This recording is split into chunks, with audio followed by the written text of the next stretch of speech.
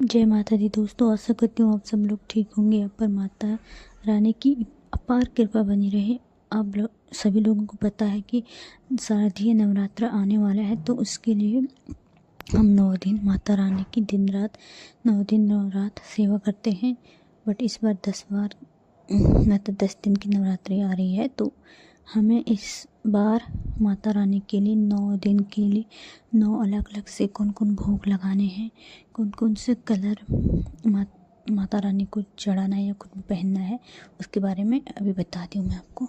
तो माता रानी के 9 स्वरूपों के बारे में जानते हैं। सबसे पहला दिन होता है माता शैलपुत्री का। इस दिन माता रानी को बहुत प्रिय होता है पीला कलर, और इस दिन आपको माता रानी को घी चढ़ाना चाहिए।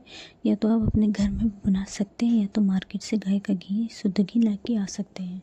नवरात्र के दूसरे दिन माँ ब्रह्मचारिणी की पूजा होती है। इस दिन माता रानी को बतासा या चीनी या मिष्टी का भोग लगाया जाता है। इस दिन आप माता रानी को हरे रंग के वस्त्र पहना सकते हैं और खुद भी हरे रंग के कपड़े पहन सकते हैं। इस दिन क्योंकि माता रानी को हरा रंग बहुत प्रिय होता है, तो आप भी हरा रंग पहने और माता रानी को भी पहना सकते हैं। अगर आप पहले दिन ही मतलब आपके पास एक मूर्ति है, उसको आप हिलाना नहीं चाहते, आपके पास एक ही माता रानी की ड्रेस है, तो उसी को भी आप पहना सकते हैं। माता रानी को 9 दिन तक उसी को पहनाए रखें, और मतलब आप खुद रोज अलग अलग कलर के पहन सकते हैं।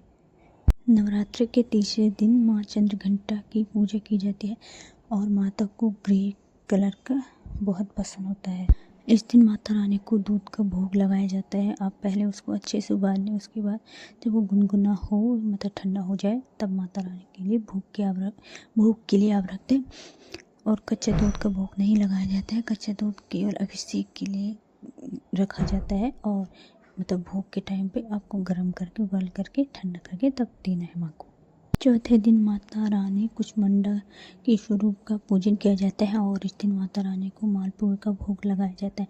आप चाहो तो आटे से बना सकते हो मालपुए, या तो सूजी से बना सकते हो मालपुए।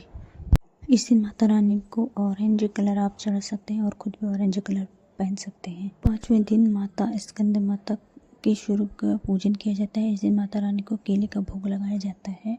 इस दिन आप सफ़ेद मतलब नॉर्मल सफ़ेद तो नहीं पहनना है, जैसे बॉर्डर वाला बीच में सफ़ेद बॉर्डर लाल या हरी कुछ भी होती है वैसा वाला आप पहन सकते हैं। माता को भी ऐसे पहना सकते हैं। नवरात्रि के 6वें दिन माता कात्यायनी की पूजा होती है। इस दिन माता रानी को लाल कलर का कपड़ा पहनाया जाता है, खुद भी पहने। और इस दिन माता रानी को शहद या हनी आप चढ़ा सकते हैं। इस दिन माता रानी को हनी का भोग लगाया जाता है। 7वें दिन माँ कालरात्रि स्वरूप का पूजन किया जाता है, और इस दिन माता रानी को गुड़ का भोग लगाया जाता है। आप या तो सिंपल गुड़ चढ़ाएं या तो गुड़ से बना कुछ भोग चढ़ाएं, और या तो गुड़ और नारियल को भी चढ़ा सकते हैं आप एक दिन।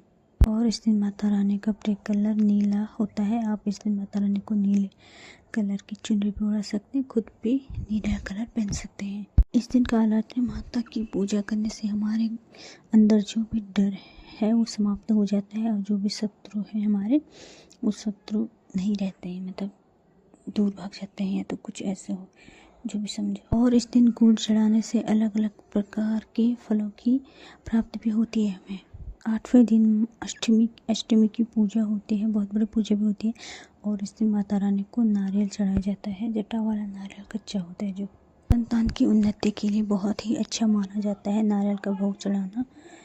और आप चाहो तो नारियल से कुछ मिठाई भी बना के माता रानी को चढ़ा सकते हैं। इस दिन माता रानी गौरी का पूजन होता है, और इस दिन माता रानी को गुलाबी रंग पहनाया जाता है। आप भी गुलाबी रंग पहने। नवरात्र के 9वें दिन माता सिद्धिदात्री की पूजा की जाती है, और इस दिन कन्या पूजन भी किया जाता है।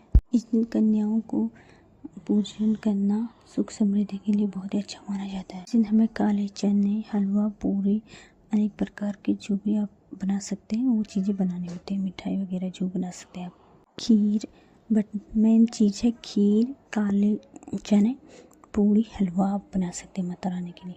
ये 4 भोजन इस दिन बहुत ही इम्पोर्टेंट रखते हैं, क्योंकि आपको पहले भोजन बना के माता रानी को चढ़ाना होता है, उसके बाद हवन पूजा करके तब 9 कन्या को खिलाया जाता है, पूजन किया जाता है उनका। कई जगहों पे अष्टमी के दिन कन्या पूजन होता है, और कई जगहों पर 9वें दिन होता है। तो जिस भी दिन आप कन्या पूजन करें उस भी दिन ये 3-4 भोजन अवश्य से बनाएं। उसके बाद इसमें कुछ और भी ऐड कर सकता, मिठाई पूरी तो बनाए कुछ भी चॉकलेट वगैरह लड़कियों को देने के लिए। देखिए, ये तो मैंने आपको बताया कि 9 दिन आपको क्या क्या भोग लगाना है माता रानी को। एक प्रधान भोग होता है माता रानी का, हमेशा लगाना जरूरी होता है। पान के पत्ते में आपको थोड़े से पेठे रखने हैं और 2 इलायची 2 लौंग रखने हैं। उसके बाद आप माता रानी को हमेशा इस भोग को लगा सकते हैं।